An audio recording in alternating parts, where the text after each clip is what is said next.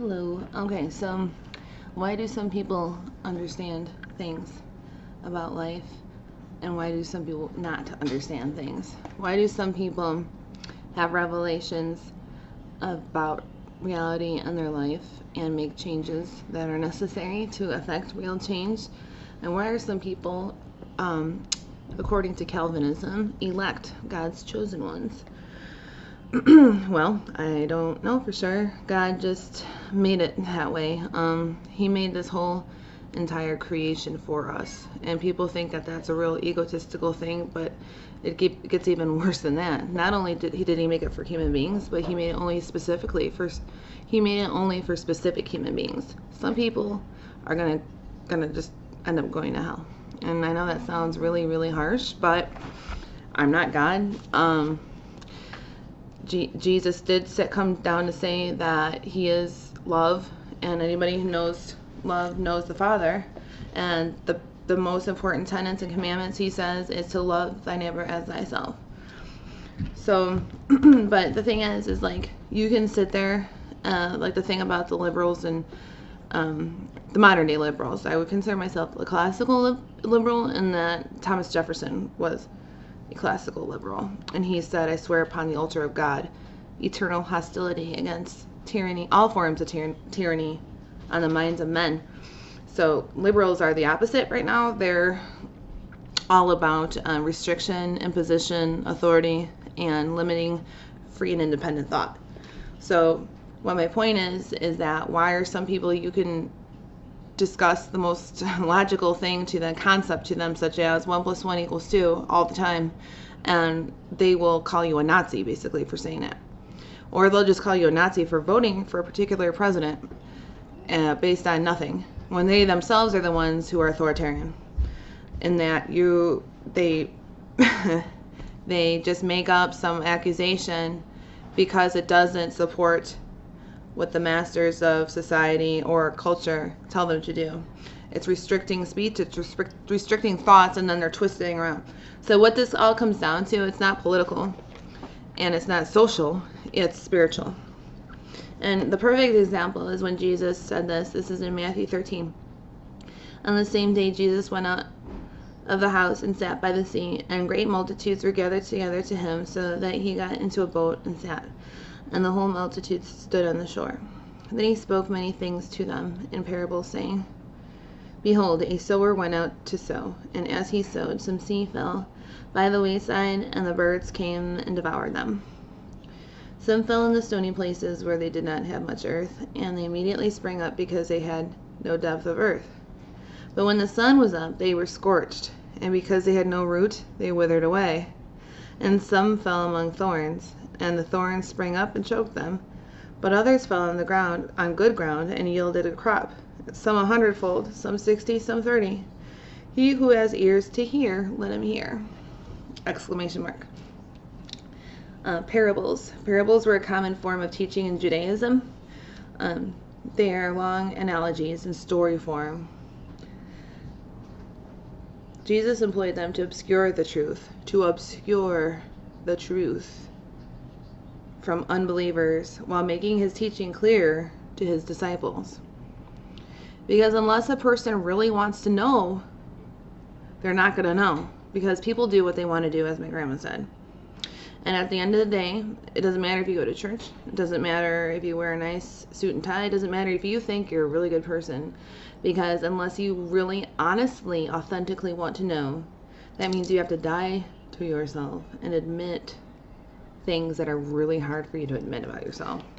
You have to come clean and lay your heart open before the creator of the world. But once you do stuff like that, you unlock the biggest freedoms known to man. You unlock what it really means to be like a little Jesus here on earth. And then that's why he promises you that you will sit on the right hand of God and judge even the angels. But it is really hard for people to do that. But for me personally, I have other issues. It's not hard for me to really understand that and live that by faith, because I'm a person that you could say would be prophetic, or it's easy for me to believe in things that I cannot see because that's just the way that I was born. I'm able to have encounters with things like Bigfoot, orbs, ghosts, not ghosts, spirits, I have that ability to see what is right across the little thin veil of what separates this dimension from another dimension where the spirits and angels and all kinds of hierarchy of them live. So for me, it's not hard, but for some it is. But anyway, see, that's the thing. It's like some people are not everyone is going to sit on the right hand of God. Jesus knows that, obviously, because he's the Son of God. Especially Christians who call themselves Christians and are the ones that I described that are unwilling. They can quote scripture all day long. I've seen them. Trust me. I've been to churches where the pastor went on the run he ended up on that show Sightings because he went on the run for child molestation like a year after we stopped going there.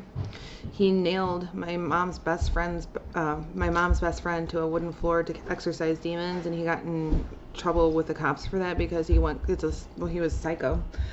So I've seen really horrible examples, yet I'm not letting it ruin an opportunity to get close with God of all being.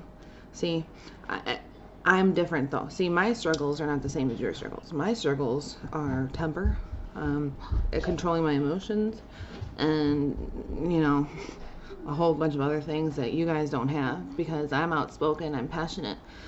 Most people aren't ever going to be like me. I go out, I'm not afraid of anything. That's my problem. I'm not. And that's what makes me like outspoken and makes me get this video in the first place out to you guys. So to continue, the disciples came and said to him, "Why do you speak to them in parables?"